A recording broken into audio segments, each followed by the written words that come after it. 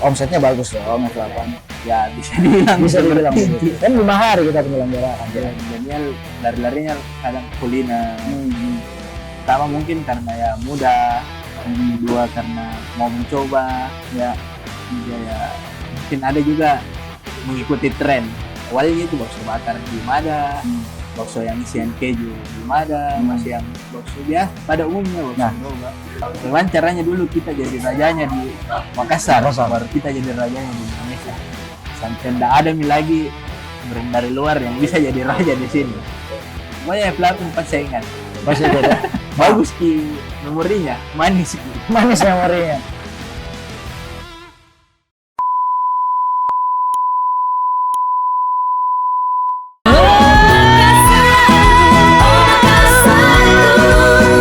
Satu cinta untuk dunia.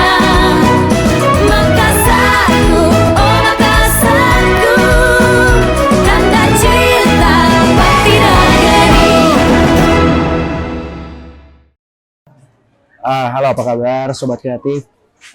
Jumpa lagi kita di F8 Channel. Dan kali ini saya ada momen spesial. Saya ada di area, salah satu spot area kuliner Kota Makassar, namanya Lego Lego. Dan sekarang saya mau ngobrol dengan salah satu pengusaha muda kita. Iya, pengusaha muda. Pengusaha muda. Karena dia juga salah satu yang pegang historinya tentang F8. Usahanya juga berkembang pesat dan bahkan sekarang sudah listing juga di Lego Lego. Omsetnya katanya sih dengar-dengar Rahasia. dapur. Oke. Halo, apa kabar? Muhammad Nur Hidayat atau panggilan Dayat. Apa kabar? Baik, Sehat? sehat. Alhamdulillah sehat. Brandnya Dayat, Iya. bakso super Makassar. Super Makassar. Bakso super seperti layaknya bakso pada umumnya atau ada treatment lain di produknya Dayat? Kalau bakso super awalnya brandingannya kita di bakso bakar awalnya. Tapi semakin kesini kayak semakin buat bakso goreng. Jadi sudah Tambah mulai dengan pasang-pasangnya. treatment yang variasi, Iya. artinya variasi, terus ada topping-toppingnya segala, kayak gitu deh. Ya, semakin kesini seperti saus mentah. Ya. Nah, itu kalau kita bicara, ini saya belum jauh ke produk. Ya, kalau misalnya lihat dari industri kuliner di Kota Makassar ya, saya mau tahu kalau dari bayangannya Dayat, teman-teman terutama di kelompok milenial seperti Dayat, itu kalau yang masuk ke usaha kuliner itu sekarang, iya, itu Kalau- bagaimana? Seberapa banyak yang sekarang masuk? Kalau untuk milenial sekarang yang masuk di kuliner lagi marak. Lagi marah, Iya. Makassar lagi rame. Lagi ya, milenial lari-larinya kadang kuliner. Hmm. Pertama mungkin karena ya muda, Hmm. kedua karena mau mencoba, Ya, tiga ya mungkin ada juga mengikuti tren. ya. Wow, ini produknya ya. Iya. Hei, baru kita ngobrol sudah masuk produknya, luar biasa. Oke, nah jadi itu karena memang masih muda, semangat Iya. usahanya masih Iya. tinggi, terus Mencoba. mau mencoba dan mengikuti tren juga. Ya, Gitu, salah satunya. Iya. Tren. Ya. Nah sekarang kalau kita bicara tren, memangnya tren kita di Makassar itu kuatnya memang di kuliner ya. Kalau yang Dayat perhatikan, Kalau yang saya perhatikan Kak memang di kuliner. kuliner ya. Karena dari dulu memang kita terkenal kalau Makassar itu pusatnya kuliner, maksudnya raja-rajanya adalah Ya. ya, contoh Makassar. Ya. Tapi kan seharusnya kalau bakso itu kan menu Nusantara kan ya. Iya. Semua daerah di Indonesia punya punya bakso. bakso. Ya. Terus apa yang unik dari industri kuliner di Kota Makassar? Kemudian akhirnya bakso menjadi salah satu menu andalan. Kalau dari bakso super ini Kak, Ya. ya, kalau dari bakso super, kenapa bakso? Yang pertama awalnya memang karena mudah, coba-coba. Prosesnya Ya, mudah. yang kedua memang karena dari dulu memang bakso sudah jadi yang Tidak ada yang dicari, tidak ada ya. yang tidak suka suka, lah ya. ya. Semuanya suka. Yang Oke. ketiga karena masih kurang ki bakso modern. Itu yang kayak awalnya itu bakso bakar belum ada, bakso yang isian keju belum ada, masih yang bakso biasa pada umumnya bakso Nah. gerobak. Dayat mulai berusaha usia berapa? Saya mulai di usia 2000 2014. Sekarang 2000, saya 2013 akhir itu di usia 17. 17 tahun. Berarti masih SMA. SMA. SMA sudah mulai berusaha. Ya. SMA Dan kelas sekarang 1. sudah selesai yang S1-nya. Alhamdulillah sudah. Gila. Jadi mulai dari awal dia masih SMA, SMA. sampai sudah tamat kuliah. Jadi kuliah sudah tidak dibayarin orang tua atau masih Ji? Subsidi mungkin. Oh, subsidi. Ya. Oke, oke. Tapi itulah karakternya milenial. Iya. Kadang-kadang masih support orang tua, tapi paling tidak mereka sudah mampu untuk mandiri lah. Iya. Ibarat kata uang rokok udah beli sendiri, Aman. udah sendiri. Aman, Aman. aman. Uang pacaran sudah tidak minta. Alhamdulillah. Tapi sudah menikah? Belum. Belum. Kapan? Fokus. Masih fokus. Fokus apa lagi nih? Usaha. Ri? Coba-coba. Fokus coba. Coba usaha. Oh, saya kira coba-coba. Tidak, Oh, tidak. Oke. Yat. Iya. Nah, anak muda kemudian banyak berusaha. Memangnya apa tantangan yang paling berat yang Dayat hadapi selama jadi mulai merintis sampai kondisi sekarang? Oh ya, kalau tantangan di milenial sebagai anak muda yang jalankan juga bisnis, saya rasa tantangannya itu di bagi waktu. Karena masih Bagi sekolah. waktu. Iya, pada saat bagi itu. masih sekolah, masih mau bergaul, Hmm. masih mau ya lain-lainnya lah, coba-coba hal yang lain. Jadi kadang hilang fokus, bisnis jalan di tempat. Oh gitu. Iya. Oh, pernah alami itu ya? Pernah. Jalan di tempat. Jadi Itu karena kan kadang-kadang kuliner ini kan dia sifatnya insidental. ya, Kalau pas ada event, iya, ya kan. Kalau misalnya pas lagi Lagi marah. mau, Iya. ya kan, atau lagi event happening. lagi happening. Nah, terus tiba-tiba Dayat memilih berada di tempat seperti Lego ini kan berarti permanen dong. Iya. Permanen. Berarti momen sebelumnya dan kemudian setelah berjalan ini berarti sudah bisa untuk mengatur waktu. Iya, semakin karena awalnya memang kita cuma event, ikut event, jualan ya mau pi, mau Ramadan. ya Ramadan, event kuliner yang ada di kota Makassar ini ya ikut-ikut atau kalau ada orderan catering. Tapi semakin kesini kayak berpikir kayak kurang Ki kayaknya. Ya Bukan mungkin karena kurang. kondisi pandemi juga Iya, kan. bukan kurang sih Kak. Event juga ya, aku event yang nggak ada. Terus kayak banyak yang cari pada saat tidak ada event. Jadi ini sih maksudnya itu nih yang mendorong. Oh harus bikin buat tempat ini, buat tempat, buat mie pertama dari rumah Ji. Tapi buka mie setiap hari. Kedua coba keluar buka satu. Yang kedua outlet kedua. Outlet ketiga, alhamdulillah dapat lagi di sini Lego yang keempat. Tapi itu dikelola sendiri bukan franchise. Sendiri semuanya. Semuanya sendiri. Jadi sekarang sudah punya 3 outlet. Iya, sendiri dibantu sama ada saya punya saudara. Iya, sama-sama kita belajar, sama-sama kita berkembang.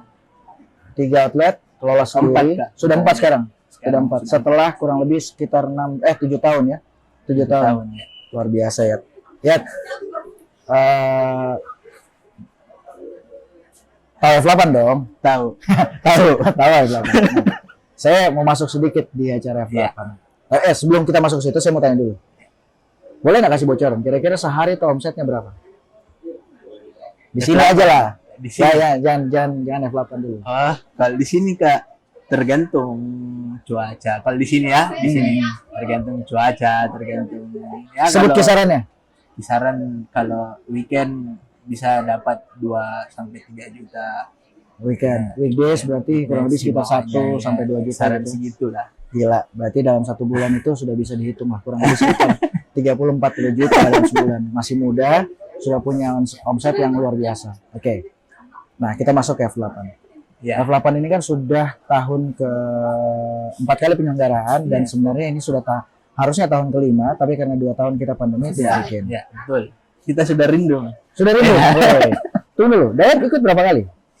Kalau F8 sudah ikut 3 kali Kak. Berarti dari 2017. Yang pertama 2016 pertama. iya. Oh, yang tidak ikut Yang terakhir iya. 2019 yang Iya. di dalam Iya. dia. Kurang enggak dapat ke infonya terakhir. Padahal enggak mungkin kan enggak mau ikut di Iya. F8 ini. Ikut F8 berkali-kali, bahkan kalaupun seandainya dapat info waktu 2019 pastinya ikut. Nah, pertanyaannya, berarti omsetnya bagus dong F8. Ya bisa dibilang Bisa dibilang seperti begitu. Kan 5 hari kita penyelenggaraan, Ya, ya kan? yang pertama 3 hari. Pertama 3 Ya. hari betul. Ya. Pokoknya F8 pasti saya ingat. Pasti gitu. Nah, Pasti ingat, pasti ingat. pasti ingat. Bagus ki memorinya, manis ki. Manis memorinya. Nah, makanya saya bilang, kadang kalau kita bicara tentang F8, salah satu hal yang menjadi unggulan itu adalah kulinernya Iya, ya. betul. Karena kurang lebih sekitar 300 pengusaha UMKM kuliner itu Iya. hadir di Iya. F8. Nah, yang daya terasakan persaingan usahanya pada saat penyelenggaraan F8 itu F8. bagaimana? Kalau masalah persaingan di F8 Kak, saya tidak terlalu Khawatir? khawatir sih kalau masalah persaingan karena kayak banyak sekali orang, tidak perlu dikit ragu untuk masalah bayarnya, masalah pembelinya, tidak perlu dikit ragu. Jadi kalau masalah persaingan saya tidak perlu khawatir, jadi saya fokus misalnya perbaiki brandku, Oke. ya, perbaiki jualanku. Ada perubahan harga enggak pada saat F8 dari Nggak produknya ada. Dad? Jadi masih harga normal atau Iya. harga normal saja? Harga normal. Oh gitu. Kan biasa kadang-kadang orang kalau misalnya eventnya apa special event harga naik. Ini enggak, Harga normal. harga normal. Dan itu bisa berkali-kali lipat omsetnya dari Bisa. luar biasa. Ya ya ya. Ya kalau tadi perbaiki brand sebagai salah strateginya Dayat pada saat F8. Apalagi tipsnya ya? Tipsnya untuk bisa di F8 Ya maksudnya bisa bersaing, iya, bisa bersaing di F8. F8. Kalau masalah tipsnya saya rasa Kak, ya mungkin perbaiki misalnya marketingnya biar orang tahu oh ada di F8. Yang kedua masalah harga sih, Dan Dayat juga promosi bahwa saya Ya, ada di F8. betul. Berarti punya sosial medianya kan? punya. Oh gitu. Jadi salah satu caranya selain memperbaiki brand Ya. dalam hal ini menjaga brand itu tetap eksis di F8, produk juga otomatis dan di Cara promosikan penyajian juga salah satu. penyajiannya. Kalau penyajian yang lebih identik dari bakso Makassar. Ya. Berasap. Oh, oke. Nah, di F8 itu ada area yang kita memang create untuk area asap-asap, Ya, gitu ya. berasap. Tapi bakso bakarnya Dayat ini justru malah bakso bakar yang uniknya karena dia berasap. Ya. Jadi memang ya, Bakar manual atau tetap pakai? kalau sekarang pembakarannya pakai gas. Yang kompor Biasa, pakai ya. gas, ya. Oke guys. Oh gitu. Nah, lihat, oke. Kalau di F8 sendiri, kan saya kadang dapat informasi teman-teman harus melakukan reload. Iya. Nah betul. itu gimana ya? Berapa kali dalam sehari? Dalam bisa sampai- sehari pernah sampai 4 kali. 4 kali dari reload? rumah ya, dari tempat produksi. Wah, jadi stoknya yang pertama kali masuk Iya. itu harus berlipat ganda sampai 4 kali Iya. reload. Iya. Luar biasa. Itu kayaknya nggak mungkin deh kalau bicara omset 5-6 nggak mungkin kayaknya. Lumayan. Oke. Tapi itu salah satu tujuannya ya. Iya. Kita buat F8 karena ini kayak macam lebarannya teman-teman industri kreatif. Iya, betul. Lebarannya teman-teman kuliner Iya, ya. benar, F&B ya. F&B pada ngumpul di situ. Iya. Bukan cuma satu yang untung tapi semua yang Benar, merata. betul. Nah, Jadi dan memang yang paling betul-betul berkesan buat Dayat F8 tahun berapa yang paling berkesan? pertama kalau saya pribadi Kak, yang Ya. pertama semua yang berkesan Semua berkesan, tapi yang paling pertama berkesan itu, pertama. ya. Kenapa ya? disorot sama Tribun Timur waktu itu. Bakso Makassar. Iya, bakso bakar, Bakso bakar. laris manis di F8, di gelaran F8 itu judulnya. Jadi itu yang salah satu yang berkesan oke. untuk kita. Nah, ya saya tahu bahwa cukup banyak sebenarnya bakso bakar di Iya. F8. Tapi itu tidak menjadi kendala dalam Iya. hal persaingan, bahkan justru malah itu diangkat menjadi highlight Iya. bahwa itulah produk yang Tapi waktu itu memang Kak belum banyak.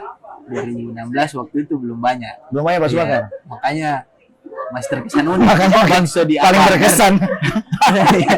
Masa bakso dibakar kan? Oh gitu. Pikirannya orang dulu seperti itu. Iya, iya, Masa iya. bakso dibakar? Terus bakso bakar sendiri tuh sudah akhirnya booming di Makassar itu di era-era tahun berapa? Era-era tahun 2000. Setelah itu Mika 2017 awal akhirnya booming nih. Akhirnya ya jadi tantangan tersendiri juga untuk kita. Berarti F8 menjadi cikal bakalnya bakso bakar mulai Bisa. bergerak. Saya rasa Dan ya booming. seperti itu.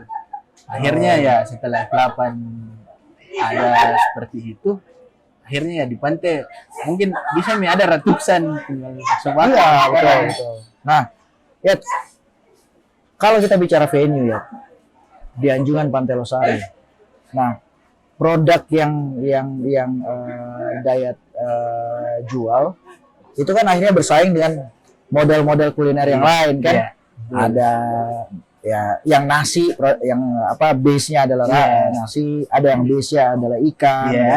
Nah, bakso bakar itu kemudian bisa mencuri perhatian itu kenapa ya? Apakah cuma hanya karena faktor ini produk baru atau bagaimana? Tapi kan setelah 2016, 17, 18 pun tetap legit Iya. kan ya? Iya. Nah, itu apa ininya?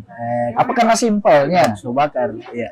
Jadi untuk kalau memang ya saya rasa pribadi Kak, kalau event memang jadi bakso bakar bentukannya seperti ini tuh. Ya. Enak dipegang. Jadi simpel. Yang pertama simpel. Yang kedua jadi yang kuperhatikan selama ikut event, memang kalau ada antrian di Tenanta bakal jadi antrian lagi. Nah, itu lagi yang buat jadi antrian. Ya kan rumusnya begini. Kalau enak Iya. pasti saling cerita. Iya. Iya. Gitu kan? Terus yang selain itu Kak, dia lihat orang antri, orang bertanya, apa sih yang antri itu? Apakah yang dijual? Nah, itu. Yang kedua, ketiga ya beda dia sama rasa. Jadi bentuk boleh sama ya. Bentuk boleh sama, rasa punya resep tersendiri. Iya. Memang Dayat suka masak. Kalau saya suka makan. Oh, suka makan. Jadi tahu mana yang enak. Iya. Oke, kita balik ke F8 ya. Areanya tersebar cukup lebar, gitu ya. Terus kemudian area kuliner menjadi area yang cukup diminati. Iya. Nah, sekarang kalau misalnya kita bicara F8 ke depan, sebenarnya apa yang yang Harapan. jadi sorotan dan termasuk harapan dari Dayat? Kalau untuk F8 ke depan, kalau saya rasa untuk kedepannya posisi tenannya mungkin bisa lebih rapi. Yang kedua, Itu catatan tuh buat kita nih panitia, katanya harus lebih rapi. Oke, yang terus kedua trafficnya mungkin ditambah. iya Wah, biar tambah banyak macunya. kok ngacunya. Ini kalau sudah bicara traffic, ya tapi kan kita juga harus mengikuti kondisi protokol Betul. kesehatan, Iya, gitu betul. kan. Jadi nanti kita buatlah bagaimana mekanisme. Tapi yang paling penting adalah memang kreativitas itu termasuk di urusan kuliner itu perlu ya. Perlu Kak, perlu.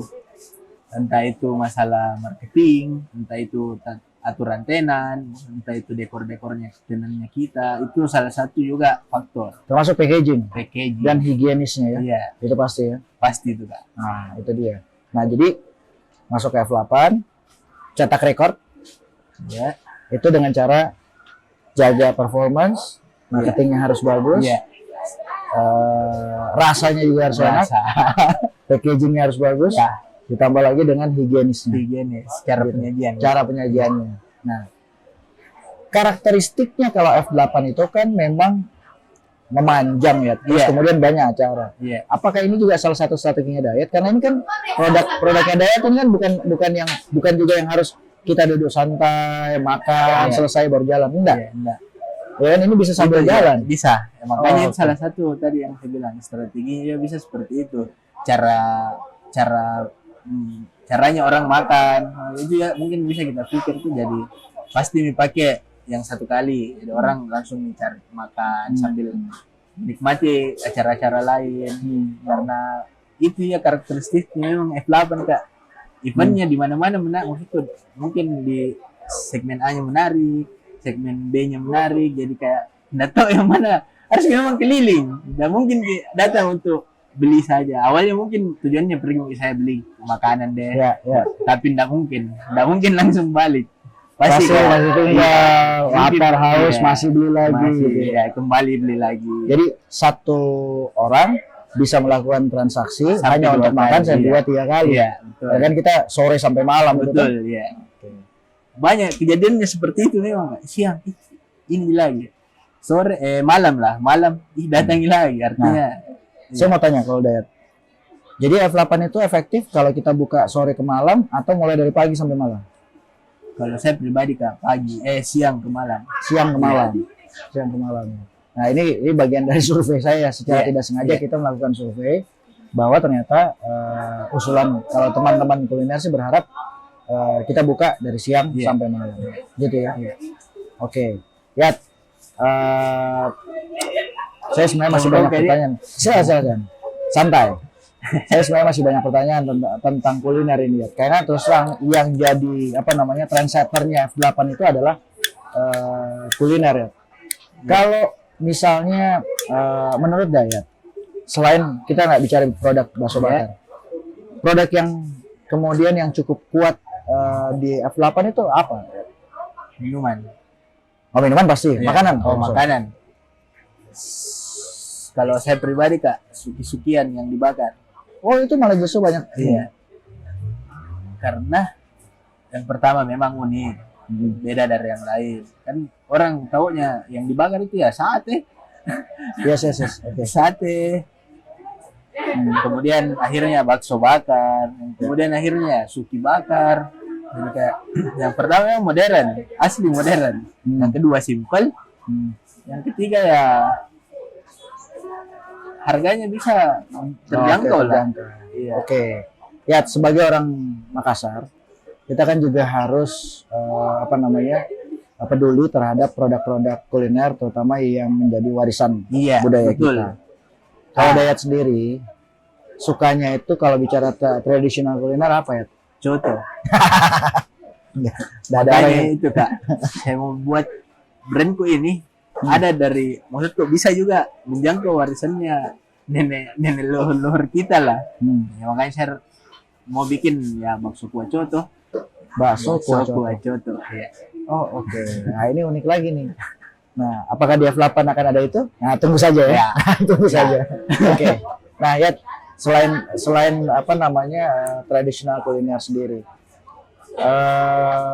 Kalau karena ini kan Makassar ini seperti tadi Dayat bilang, kita ini kayak macam surganya kuliner di Nusantara. Betul. Ya kan? Nah, apakah sudah terwakili dengan ada di F8? Maksudnya karena banyaknya tenan, akhirnya apakah semuanya sudah terwakili atau menurut Dayat masih kurang? Variasi menunya. Iya. Kalau sampai sekarang mungkin terwakili nih Kak, karena F8 itu pasti ada juga makanan tradisional, maksudnya kayak coto. Rasa ada, kalau saya nggak salah ingat ada. Lengkap lah ya? Lengkap, iya. Jadi bukan hanya dari Makassar, bahkan dari iya. Karena kan ada semua lah. Ada semua ya. Dan itu yang menjadi nilai tambah sendiri untuk F8, nilai tambahnya. Memang luar biasa ini. Ya, terakhir. Apa harapannya Dayat untuk F8? Harapannya F8 kalau untuk saya tadi, kalau dari saya terus ada terus lebih menarik sama parkirnya mungkin oke. Lebih mudah. Oke. Itu jadi perhatian kita sama tambah rame insya Allah. Nah, sebagai anak muda nih, saya berharap Dayat ada statement lah. Sebelum masuk ke statement, saya mau tanya dulu. Kalau disuruh pilih ya, 3 artis yang Dayat harapkan ada di F8 siapa ya? 1. Noah. Wah, oke. Yang kedua,